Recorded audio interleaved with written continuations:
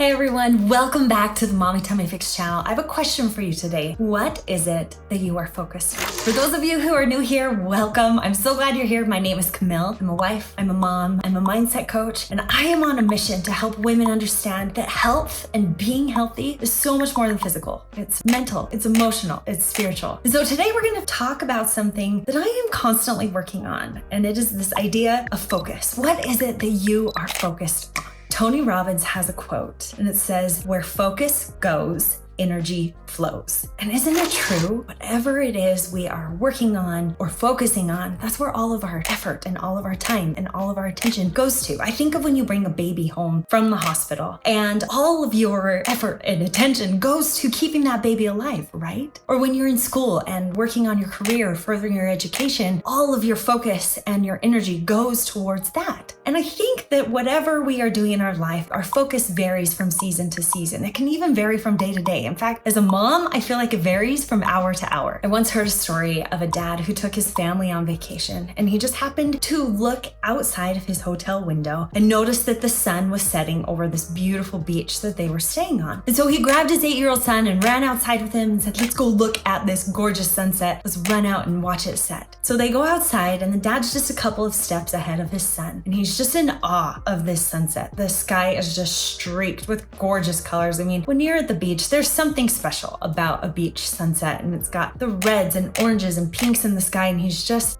amazed at this sunset. And he asks his son, who's a couple steps behind him, and just says, "Oh my gosh, isn't this the most beautiful thing you have ever seen?" And his 8-year-old son goes, "Not really." And the dad was kind of confused and was like, "What? Like, look at those colors. This is gorgeous. How can you say this isn't that beautiful?"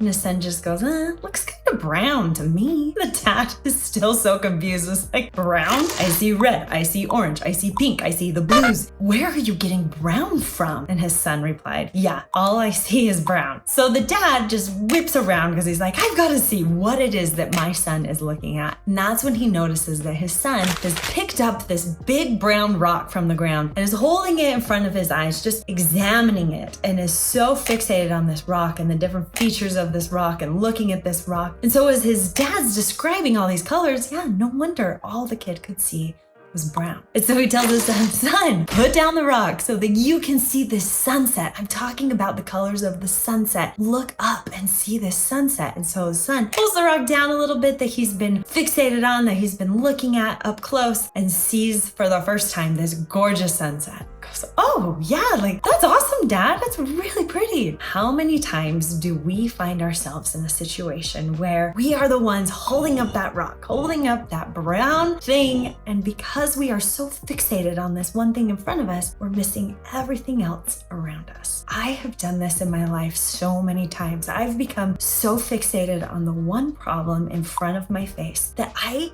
can't see anything else around me, even the good stuff around me. When I'm so fixated and focused on this one thing, it becomes really hard to recognize all the other good things that are going on in my life. I've thought about this and how I have seen it actually happen in my life, and the first one that I thought of was in my marriage. A lot of times with my husband, if there's something that's like bothering me or sets me off, or that one thing he does that bothers me, I will become so focused on that and so fixated that I'm missing all of the other good things he is doing, all of the good ways that he's a dad, or all the good ways that he shows up as a husband. I found that I've done this with my kids as well. Like, if I am just looking for ways that they could change or the things they could do to become a little bit better, and I become so focused on that, I miss all the good and amazing things and the amazing qualities that they have already. I think this can happen with friends, with family, with our church communities, with just working with people, coworkers at work. It's so easy to become fixated on that one thing or the one problem or that big brown rock in front of us. And I think that it is so fascinating because the longer we stay focused on it, the bigger it seems to grow, and we let it fester and it becomes more and more of a problem. There's a quote by Russell M. Nelson that says this: "The joy that we feel has little to do with the circumstances of our lives and everything to do with the focus of our lives." So if you are wanting a little bit more joy or maybe a little bit more happiness in your life, I want you to take a minute, think about what is it that I'm focusing on? Am I holding a big brown rock in front of my face and missing out on everything around me? Now I want you to know that I am not downplaying trials or challenges or those hard things that we have to go through, because that's part of life. And if you need some time to just sit with those hard things or work through them, please do. Like, we all have to. We've all been there. What I would like to invite you or challenge you to do is not stay there. If you are struggling with something or someone, take a look around and see what it is that you are focusing on. Now, I always like to give you some type of takeaway or a way that you can make a change. And so if you are struggling with what it is that you are focusing on, I wanted to share with you the thing that works for me. It's just a simple daily practice that I do. I'm not perfect at it. It's something that I am still working on, but it's just the practice of gratitude. I know that that word is a buzzword. I know that a lot of people are talking about it, but it really does have the power to change how you look at situations or how you show up. Now, when you are in the moment of the really hard thing or in that moment of being angry, it is going to be really hard to practice gratitude. So this might have to be something that you do later when you can remove yourself from the moment, or take a couple of really deep breaths before you start thinking about these things. And this is something that I do and I try to do in the moment. Like I said, I'm always working on it, but in the moment, like let's say, for example, if I'm having a moment where something my husband did set me off, I would take a minute, take a really deep breath.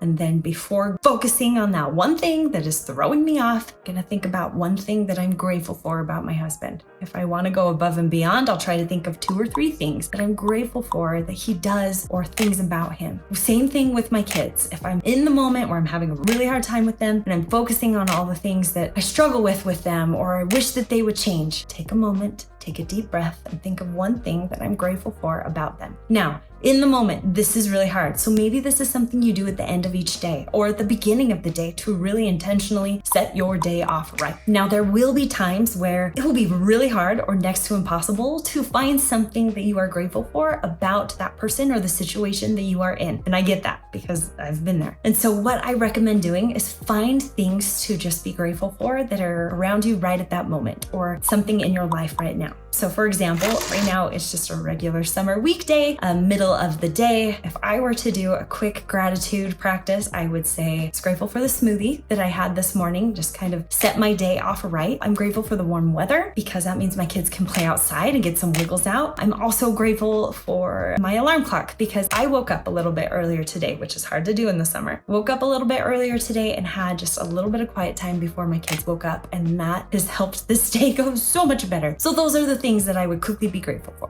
Whatever it is, just try to find something that you could be grateful for right now, and that will start you down the path of shifting your focus to maybe something that is holding you back or making you feel stuck, to a focus of joy or gratitude or something good in your life. And hopefully that will help you to stop seeing just the brown or the big ugly rock that's in front of you. Start seeing the good that really is around each of us. As always, if you want to work on this a little bit more and work more directly with me in my small group coaching program, just head over to mtfchallenge.com. I'll link to it in the description below. But I would love to have you come work on yourself and do it in a community of women where you are supported and cheer you on every step of the way. That's all I have for you today. We keep it short and sweet in the summer because it's all about survival. But if you want more videos like this, be sure to watch this video right here, and we will see you next time.